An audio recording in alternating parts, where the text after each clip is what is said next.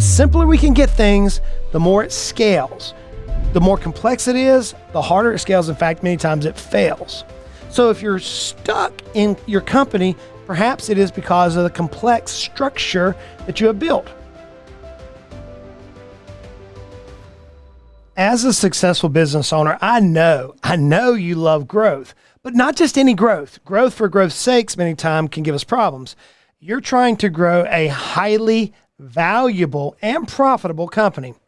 You know, a valuable company is one that is highly profitable, transferable, and affords you, the business owner, the freedoms that you desire. Let me ask you something. Have you found yourself stuck, not growing as fast as you desire to grow? Have you reached what's called the proverbial glass ceiling? My daughter one day walked into the chicken coop. As you may know, we have chickens. We live out in the country. My wife loves her chickens. They are her birds. They are messy critters. So my daughter walks into the chicken coop one day, and there's this chicken laying on the ground, not really moving. So she goes to pick up the chicken, and as she does, this bird, brown bird, spreads its wings like 5 foot, 4.5, 5 foot wide. I mean, massive wingspan.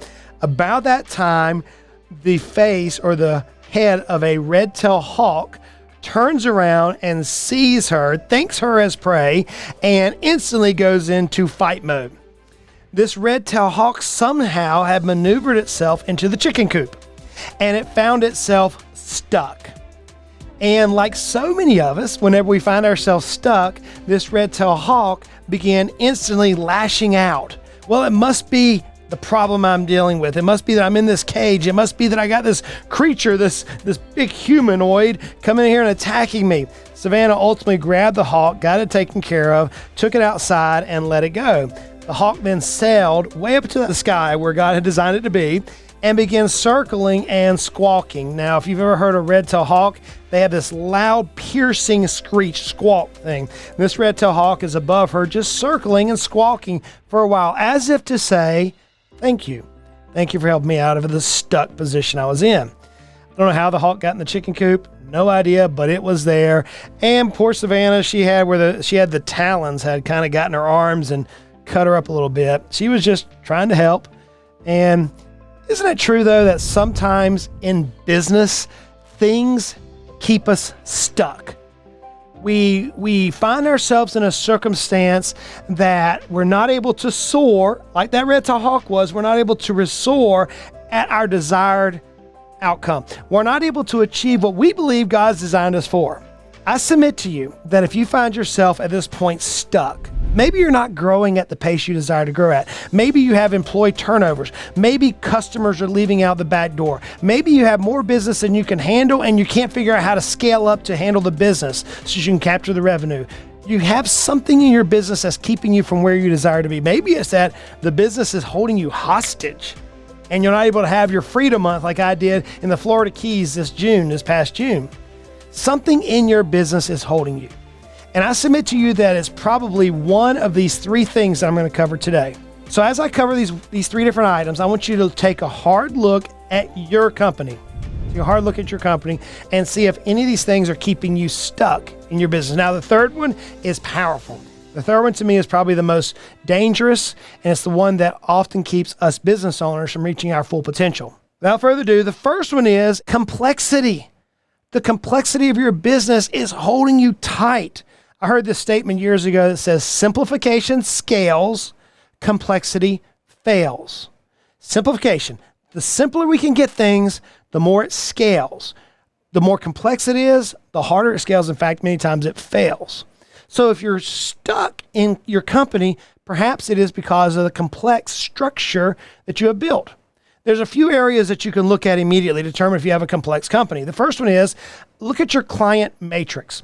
So take all your customers, take all of your clients, whatever you call them for your business, bring them out into a spreadsheet, and then segment them in whatever manner you feel like segmenting them on. Maybe it's by zip code, maybe it's by gender, maybe it's by revenue, maybe it's by class, maybe it's by the amount of cost in order to support that individual.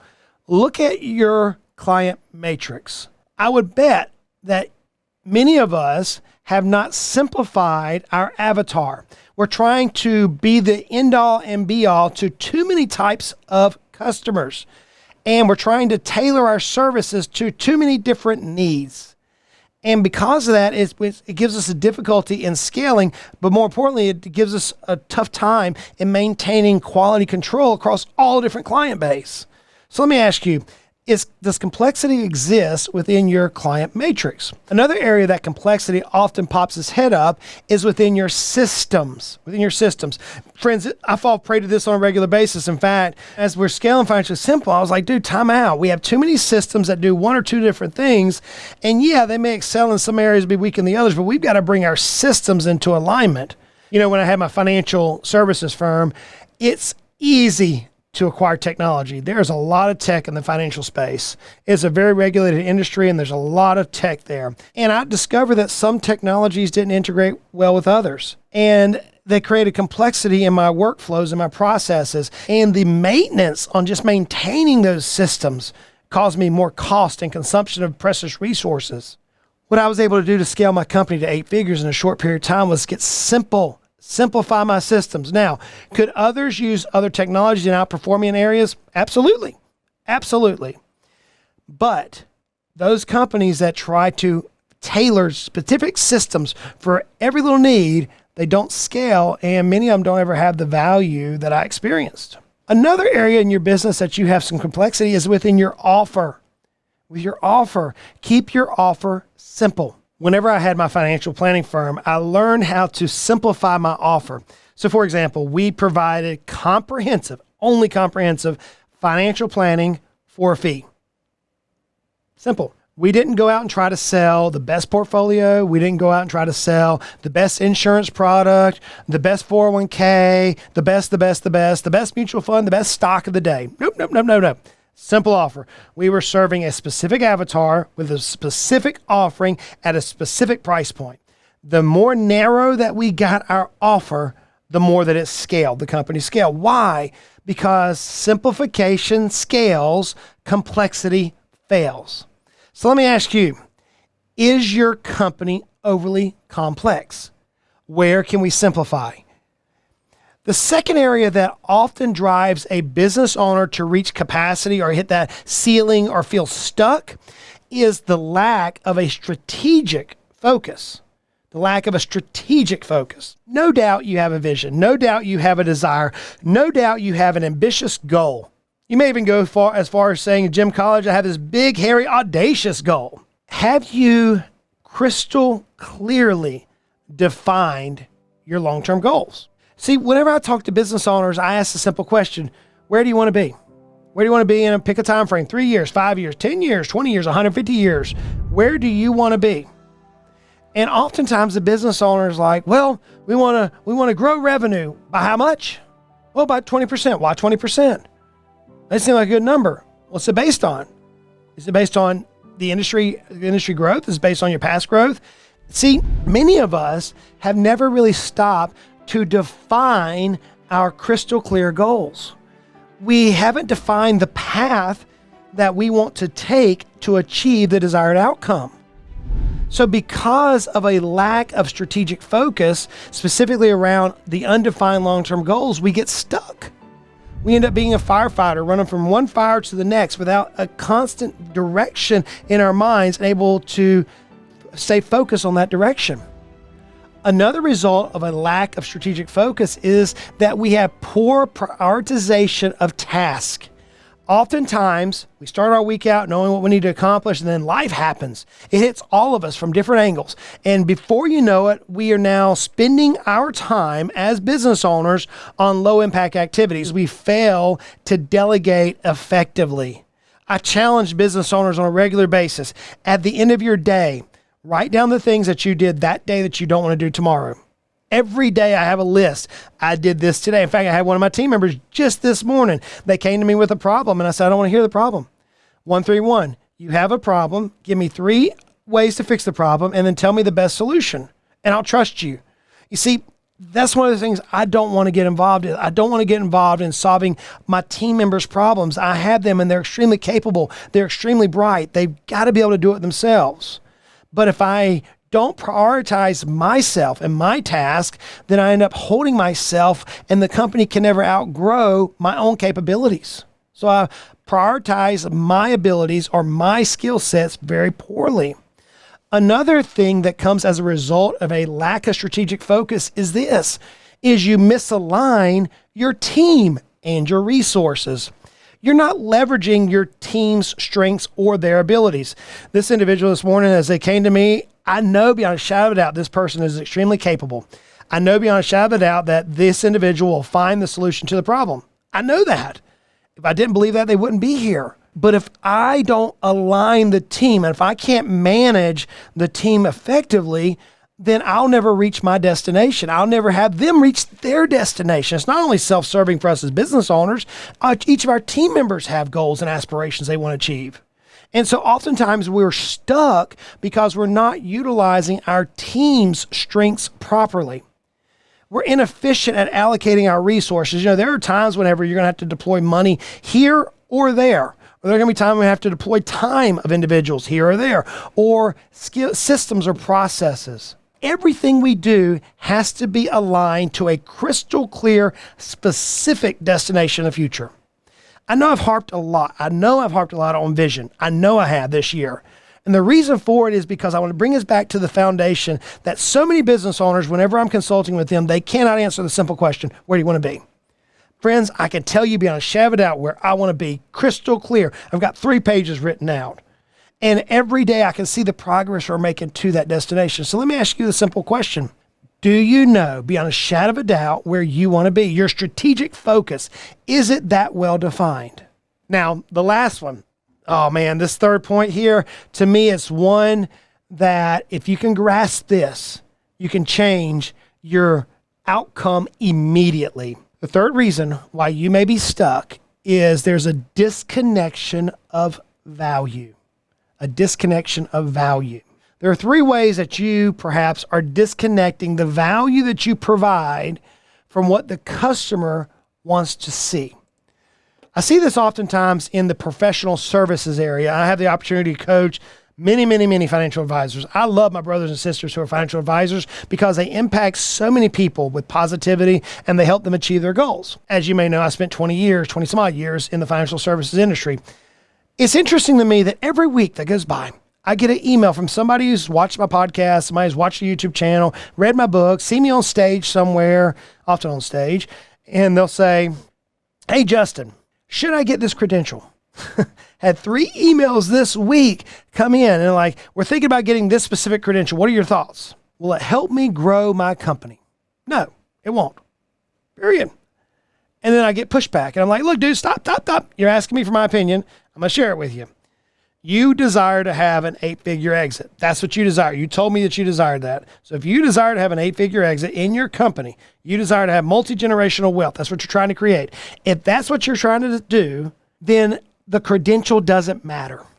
The Ivy League education doesn't matter. The alphabet soup behind your name doesn't matter. You see, you're valuing, you, the owner, are overemphasizing the credential, the piece of paper, the XYZ, more than the client will. Well, I just disagree. That's fine. You're talking to somebody who didn't want to go to college, was forced to go to college because of the CFP board, changed their model, changed their structure. So I got a degree from the University of Phoenix online. Yes, I have a certified financial planner, certified exit planning advisor, and certified value growth advisor. I got those for a body of knowledge for my own company, not for anybody else.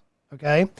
But I'm also the guy who was homeschooled, didn't want to go to Ivy League school, don't give a flying flip about the credentials. Why? Because it doesn't matter. What matters is can I solve the customer's problems?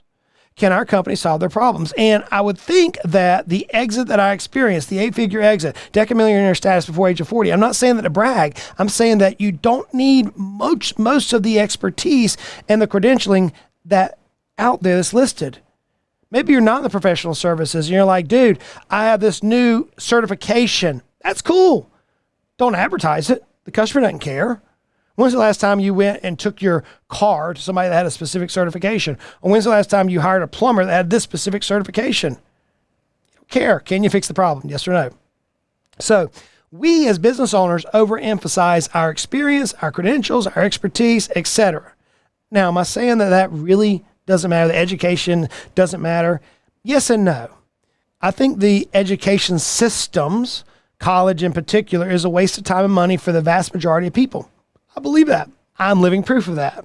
Well, Justin, what about somebody who goes into the medical field or somebody who goes into engineering? Absolutely. There are specific what-if examples out there. But for the vast majority of people, man, you could go out and start a business, or you could learn to sell things and get credentials, get some little bit of certificates. Don't advertise the certificates, but get those for your body and knowledge, and you'll be so fast ahead of those individuals who spend hundreds of thousands of dollars in college education. Now, at the same time, I love education. I learn every day. I read books every week. I listen to podcasts. I go to seminars. I teach. I talk at events because education is vital.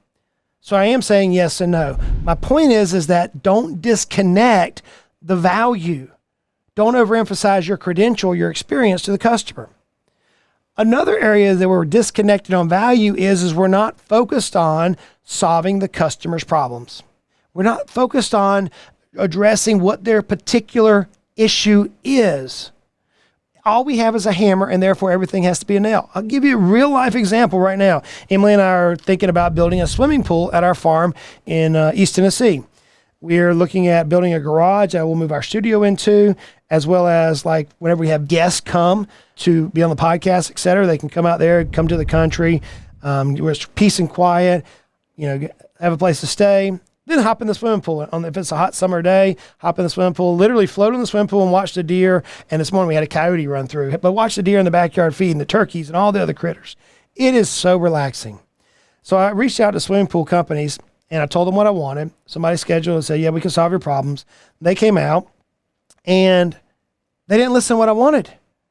I wanted a concrete swimming pool. We have dogs. I didn't want a liner pool, and I didn't want a fiberglass pool. I wanted a concrete swimming pool that has a hot tub that spills over into the swimming pool. I wanted a tanning deck for grandkids in the future to play on, and I wanted a square pool. This person comes out and says, we don't build square pools, after they wasted an hour of my time. I'm like, wait, what did we miss here? And he's like, dude, well, I just thought that, a swimming pool is a swimming pool. I'm like, you're too focused on your widget and your service versus solving my problem. And so there's a misalignment of the value proposition. And I was like, dude, we're done. See you, bye. And I walked inside. I was a little ticked at that point. He had wasted some of my time after telling me he could do exactly what I wanted to do. So it was a bait and switch lie. Well, we're cheaper. I don't care about price. I want quality here. So oftentimes we as business owners, we're not focused on solving the customer's problems. I promise you this, if you obsess over the customer's problems before they ever do, and you find the solution to their problems before they ever think they need it, you will have more business and more value than you ever dreamed of. A third way that we often disconnect our value is we don't shift our approach quick enough. The world that we operate in is ever flowing. It's ever flowing. Wayne Gretzky once said, I skate to where the puck is going to be.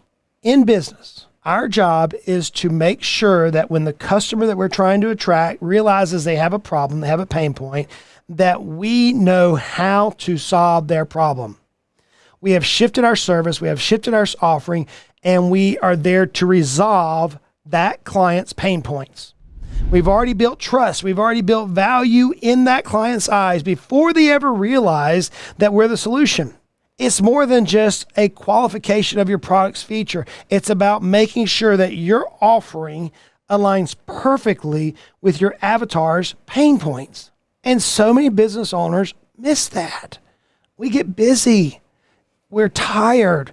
We wake up and we have our week plan and the first 10 minutes is shot to pieces. It's just gone. The reality, friends, is if we can focus on what truly matters to the customer, the value that they're really seeking, then friends, you can build a business. You can get unstuck. You can break through the proverbial glass ceilings.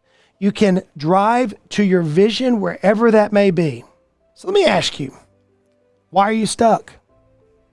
Is it one of these 3 points? I could list a couple dozen others. Why are you stuck in your business? More importantly, what are you going to do about it?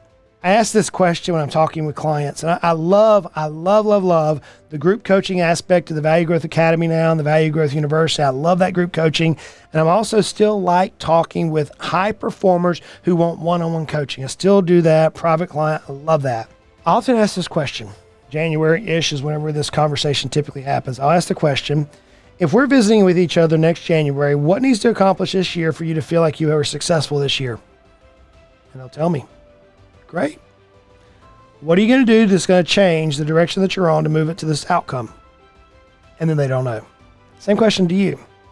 If you're stuck in your business, what are you going to change? What are you going to do to move your company and yourself to the desired outcome? It can be done. It can be done really fast. All you need is the right steps, the right processes, the right thinking, the right coach, the right team members, etc. What are you going to do? For me, it's always been, let's hire a coach, somebody who's been there, done that, who can hold me accountable to my vision, to my outcome. Maybe that's what you need. If you need a coach you can meet with on a weekly or monthly basis or quarterly basis, hey, we have several different offerings we can help you, and our team can help you drive the value and help you move from this stuck position, like that red-tailed hawk that my daughter freed in the chicken coop. Just like that, you, friend, can be unstuck. Until next time, y'all go out and make it a great day.